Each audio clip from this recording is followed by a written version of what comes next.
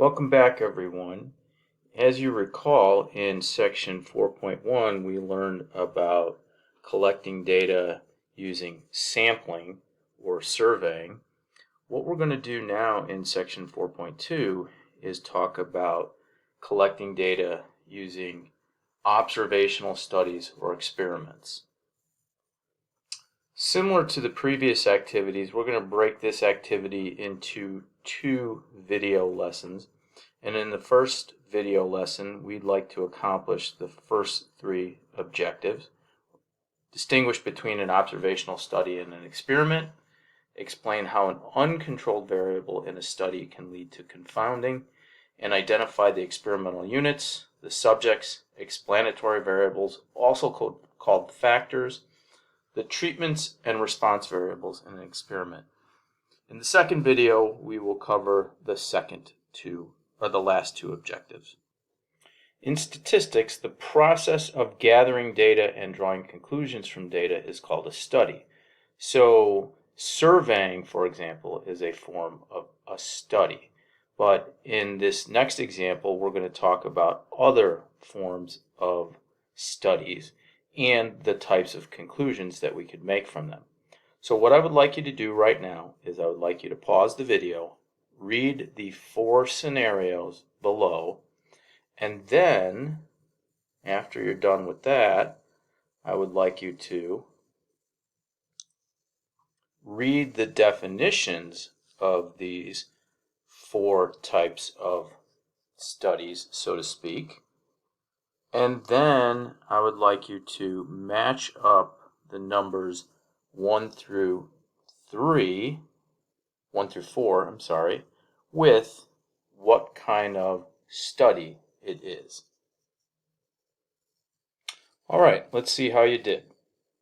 So in number 1, it says you take a random sample of individuals and ask which people eat apples daily and which do not. You then follow this sample of individuals for the next 6 months to see who requires a visit to the doctor and who does not.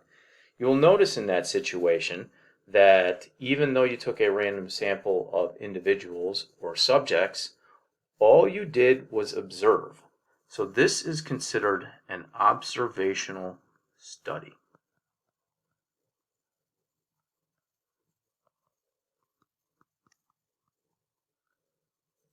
In the second situation, you again take a random sample of physicians, or in this case, individuals which are physicians, and ask them if they have noticed any health benefits in those patients that regularly eat apples. This is an example, again, where you are simply collecting data. You are not observing them so much as collecting data by asking questions from them and this is a survey. We're going to skip down to number 4 before we go back to number 3. So in number 4, you recall that your Uncle Jack loved to eat apples every day and was never sick a day in his life, while your Uncle Tom despised apples, never ate them, and was often ill. There's an association there. It's not a particularly strong association since it's only based on 2 subjects, but this is anecdotal information. It simply recounts instances known to one person or another. So number 4 is anecdotal.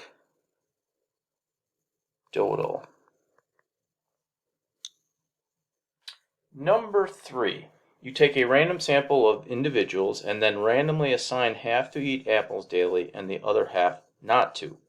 You follow these 2 groups for 6 months to see who requires a visit to the doctor and who does not. You'll notice here that they're just like the other ones, except for the anecdote. You are taking a random sample of individuals, but you are also randomly assigning those subjects to a treatment that you're imposing on them, and then you are observing what the differences in the effects are. This is called an experiment.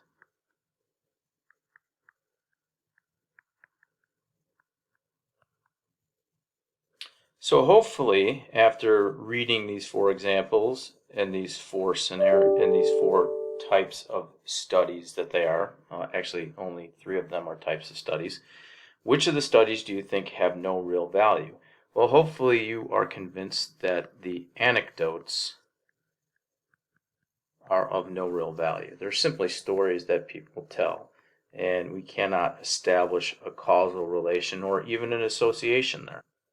So let's take a look at some of the studies where you can gather some useful information from. What type of information is gained from study number 2, a survey? From a survey, you can gather information about associations,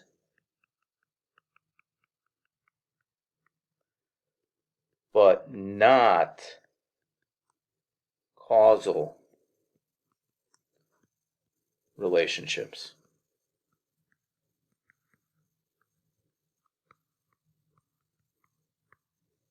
In other words, we cannot use a survey to establish that doing one thing causes another.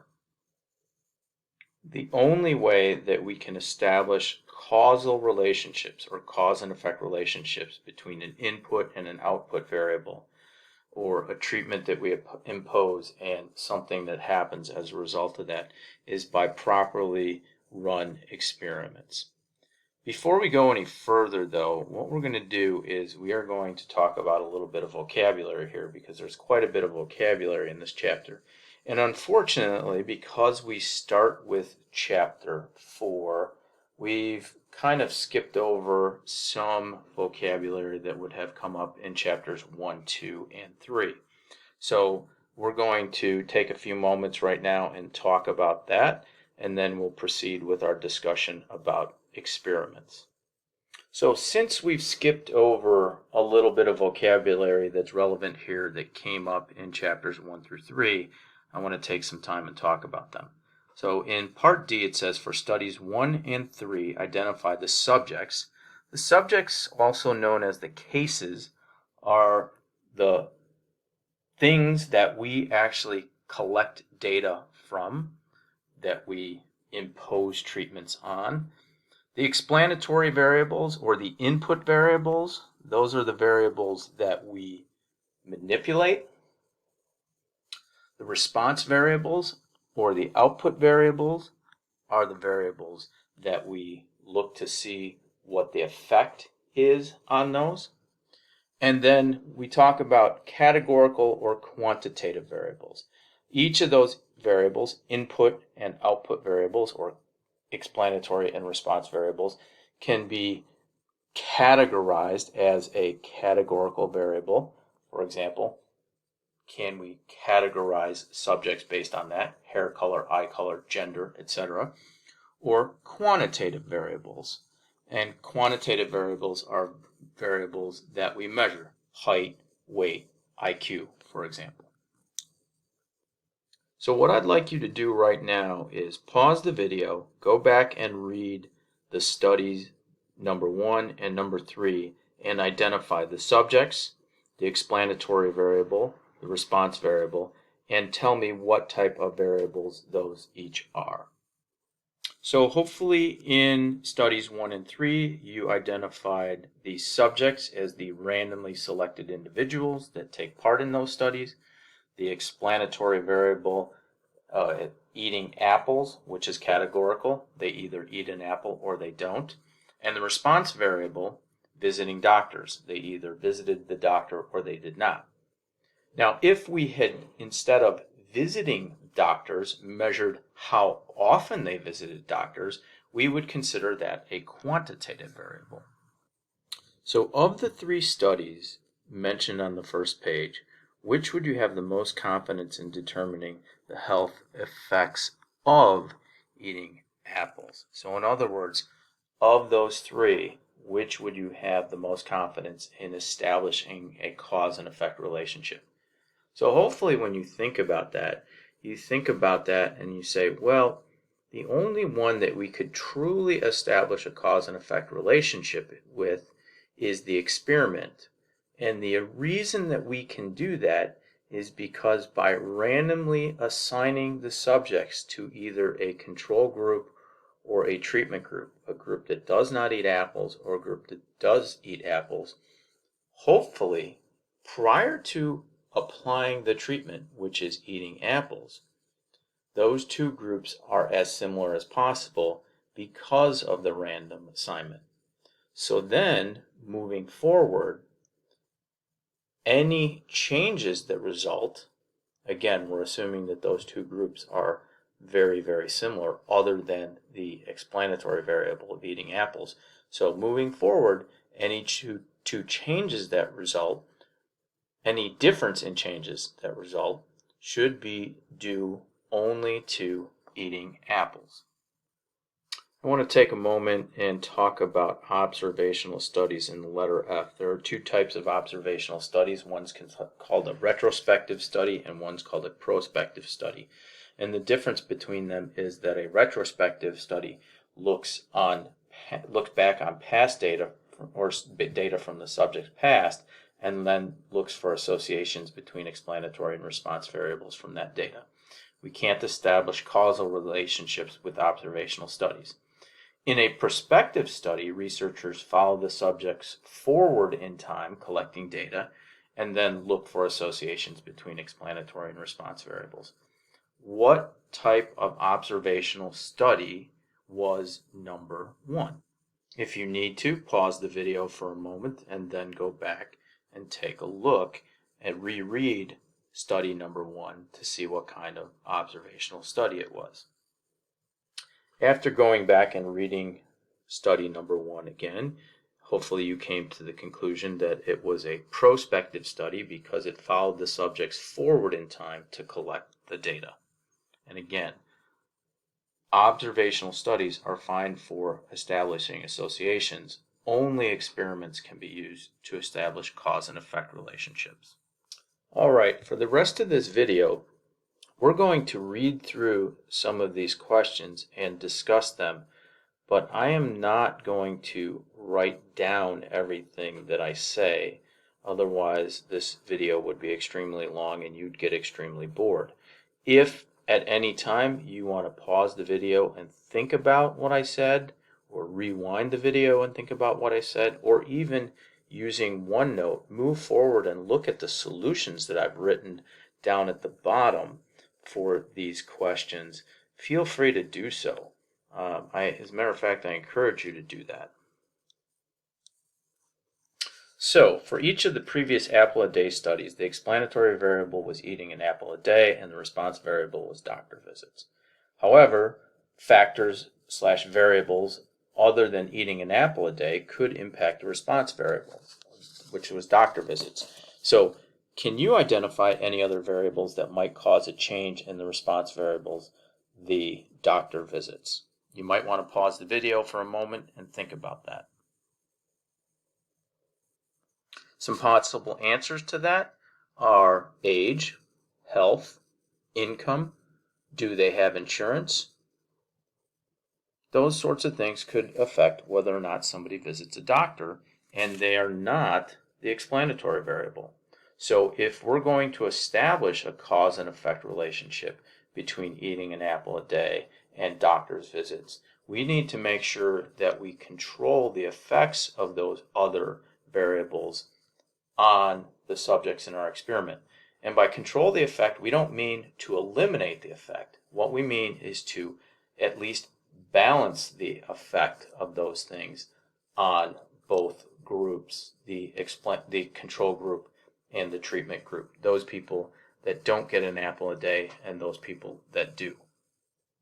If the effect of these other variables that we're not really interested in have an impact on the response variable, and the impact on the response variable from those other variables cannot be distinguished or differentiated from each other or from the effects of the treatment on the response variable, then we have what is called confounding. In other words, yes, people are visiting the doctor, or no, they're not, but we can't tell how much each of those different variables are impacting that. So one example of a variable that could impact whether or not somebody visits a doctor is how much they exercise. How could this variable, exercise, affect the response variable? Well, exercise could keep people healthier and therefore keep them away from visiting the doctor as often. So what could be happening here?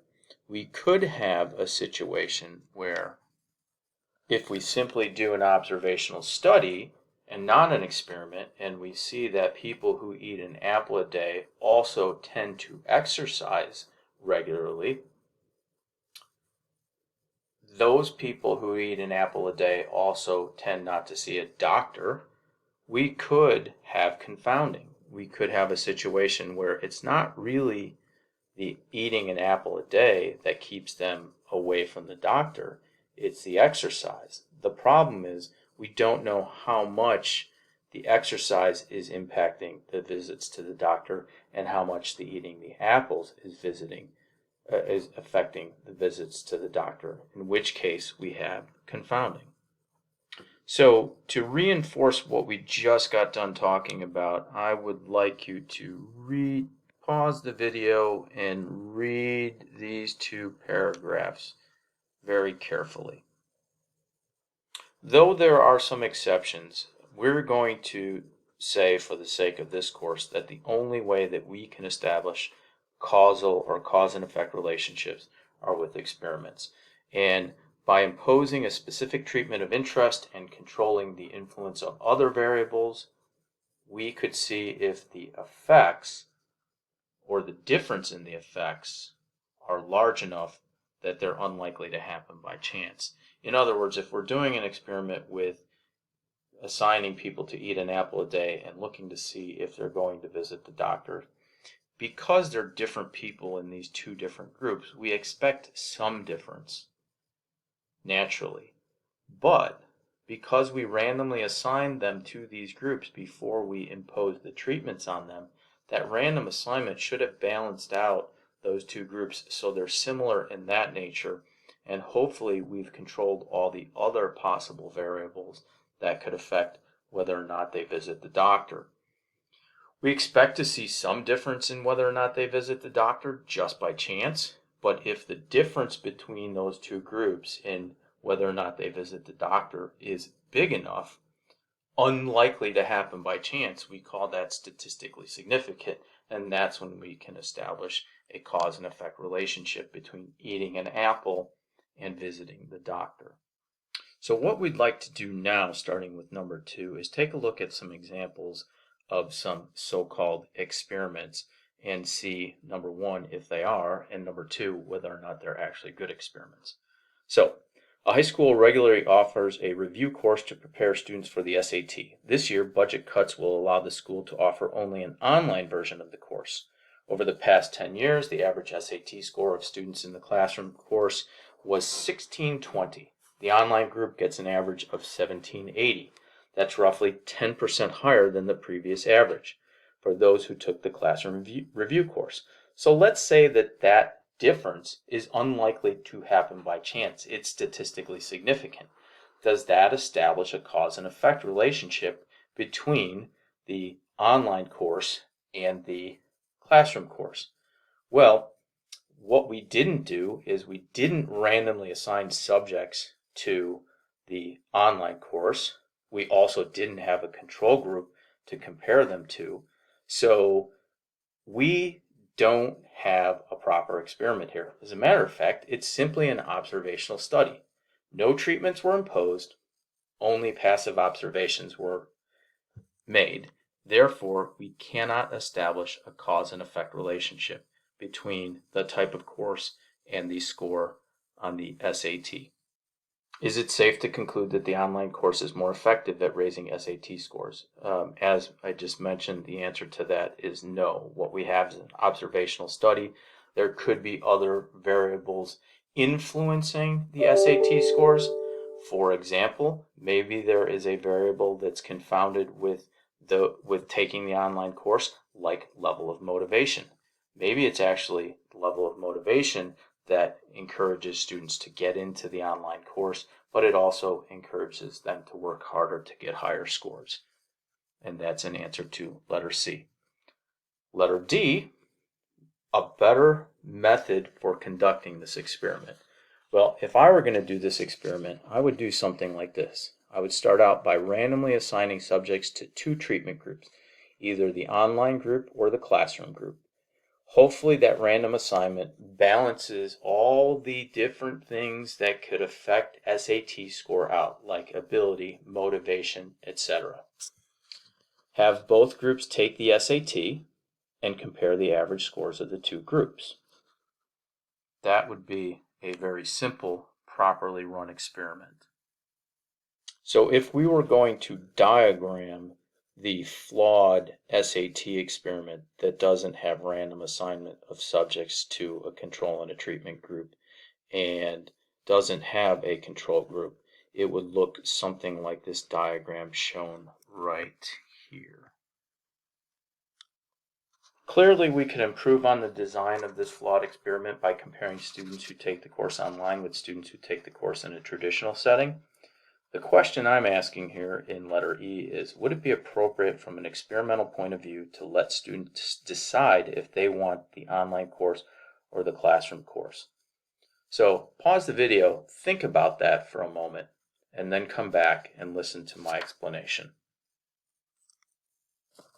Essentially, question E is asking, is it appropriate for people to decide for themselves which of the two groups they should be in, a control or a treatment group? And I would answer that by saying that's very similar to letting people decide for themselves whether or not they should be part of a survey.